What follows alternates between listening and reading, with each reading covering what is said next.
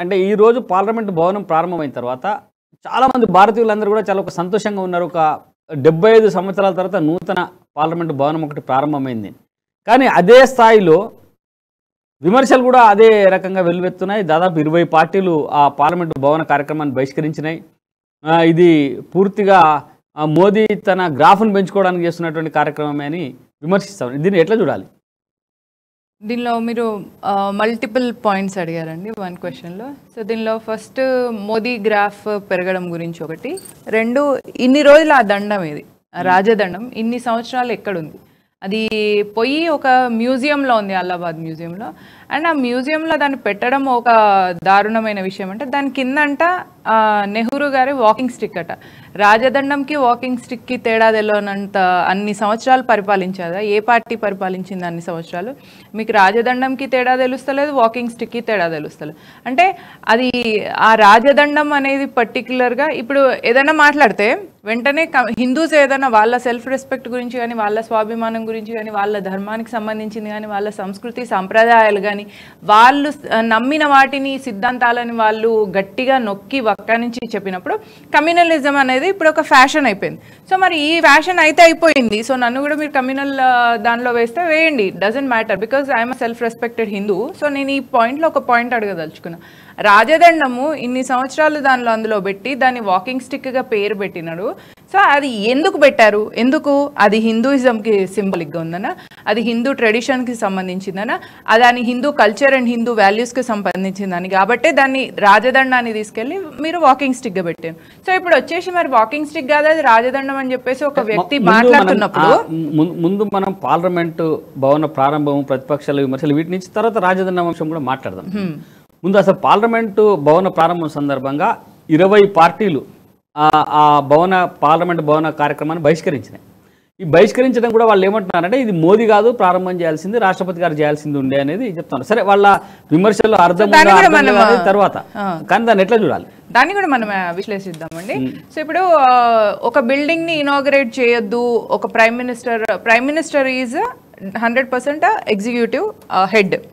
సరే, మరి మీరు అట్లా అన్నప్పుడు president is legislative head, judiciary head. So legislative head is not a democratically elected person. So president ఎక్కడ కూడా ఎలక్షన్స్లో విన్ అయ్యి ఎలక్షన్స్తో వచ్చిన పర్సన్ కాదు కదా. సో డెమోక్రటికల్లీ ఎలెక్టెడ్ పర్సన్స్ అందరూ అంటే ఎంపీలు అందరూ కలిసి ఈయన మాకు ప్రధానమంత్రిగా ఉంటారు, ఈ పార్టీ నుంచి మేము వస్తాము, ఈ పార్టీ నుంచి మేము ఇది మా మేనిఫెస్టో అని చెప్పి వచ్చిన బీజేపీ పార్టీ అధినేత నరేంద్ర మోదీ గారు.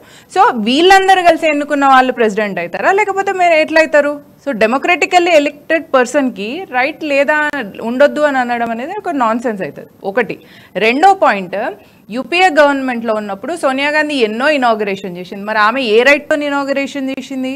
సో ఆమె ఈవెన్ ఇంటర్నేషనల్ వాటికి కూడా వెళ్ళింది, లైక్ చైనా ఇన్వైట్ చేసినప్పుడు, రష్యా ఇన్వైట్ చేసినప్పుడు. So they knew that puppet running కరు, పపెట్ ఈజ్ అనదర్ అన్న విషయం వాళ్ళకి తెలుసు. కాబట్టి ఆమెకి ఎన్నో వాటికి ఇనాగరేషన్కి అనుమతి ఇచ్చారు, ఎన్నో వేరే కంట్రీస్ కూడా ఆమెను ఇన్వైట్ చేసినాయి. So in the same way ఈ దేశానికి మోదీ వేవ్ అనేది, మోదీని ఎంతోమంది ఇష్టపడే ప్రధానమంత్రి. నార్మల్గా చాలామంది ప్రధానమంత్రులు ఉన్నారండి మన దేశ చరిత్రలో, but Modi is the most beloved prime minister and is the most beloved leader in the whole world. మనం కంపేర్ చేసుకుంటే కూడా వేరే దేశాలలో కూడా మోదీకి చాలామంది ఫ్యాన్స్ ఉన్నారు. మొన్ననే రీసెంట్గా ఆస్ట్రేలియన్ ప్రెసిడెంట్ ఏమన్నాడు?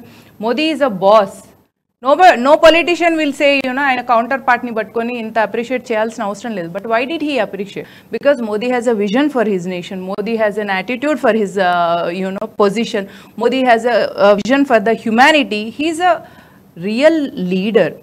నాయకుడు వేరు, రాజకీయ నాయకుడు వేరు. సో మోదీ రాజకీయ నాయకుడు కాదు, హీఈస్ అ బార్న్ లీడర్. ఆయన న్యాచురల్గా స్వతహాగా ఒక నాయకుడు.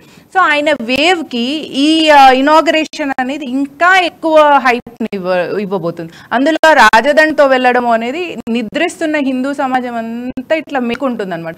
సో ఈ ఆల్ దీస్ థింగ్స్ వీళ్ళందరికీ ఏమైపోతుందంటే వీళ్ళకి కింద మీద అయిపోతున్నాయి. ఎందుకంటే ఓట్ బ్యాంక్ పాలిటిక్స్తోని 70 సంవత్సరాలుగా ఈ పాలిటిక్స్ అనేది ఒక రాజనీతి, ఒక మంచి ఫీల్డ్ని నీచంగా చేసేసిన పాలిటీషియన్స్ అంతా మన దేశంలోనే ఉన్నారు. సో సో వాళ్ళందరికి ఇప్పుడు కింద మీద అవుతుంది అనమాట. దీని మొత్తం అంటే ఈవెన్ రాజకీయాలను కూడా ప్రక్షాళన చేసేంత స్థాయికి ఒక వ్యక్తి వెళ్ళాడు అనేసరికి వీళ్ళకి డైజెస్ట్ అవ్వట్లేదు. సో అందుకనే వీళ్ళు బాయ్కాట్ చేస్తున్నారు, అంతకు మించి ఇంకేం లేదు.